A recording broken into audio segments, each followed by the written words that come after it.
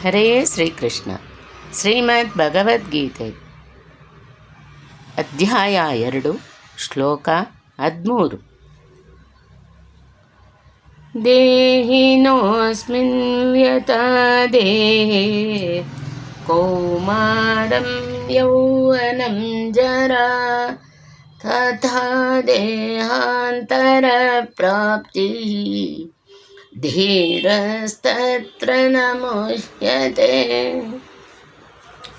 ಜೀವಾತ್ಮನಾದವನಿಗೆ ಈ ದೇಹದಲ್ಲಿ ಕೌಮಾರ, ಯೌವನ, ವೃದ್ಧಾವಸ್ಥೆಗಳಿರುವಂತೆ ಬೇರೆ ಬೇರೆ ಶರೀರಗಳನ್ನು ಪಡೆಯುವುದು ಸಹ ಒಂದು ಅವಸ್ಥೆ.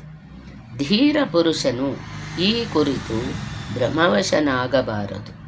ಎಂದೋ ಒಮ್ಮೆ ನೀವು ಮಗುವಾಗಿದ್ದಿರಿ, ಈಗ ಯುವಕರಾಗಿರುವಿರಿ, ಅಂದರೆ ನೀವೇನೂ ಸಾಯಲಿಲ್ಲ, ಮತ್ತೆ ವೃದ್ಧರಾದಿರಿ. ಪುರುಷನು ಓರ್ವನೇ.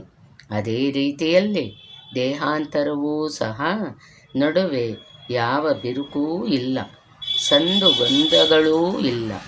ಕಳೆ ಬರದ ಈ ಬದಲಾವಣೆ ಯಾವ ಪರಿವರ್ತನೆಯೂ ಇಲ್ಲದೆ ಅವರ ಆಚೆಗೆ ಸ್ಥಿರವಾಗಿರುವ ವಸ್ತುವನ್ನು ಕಂಡುಕೊಳ್ಳುವವರೆಗೂ ನಡೆಯುತ್ತಲೇ ಇರುವುದು.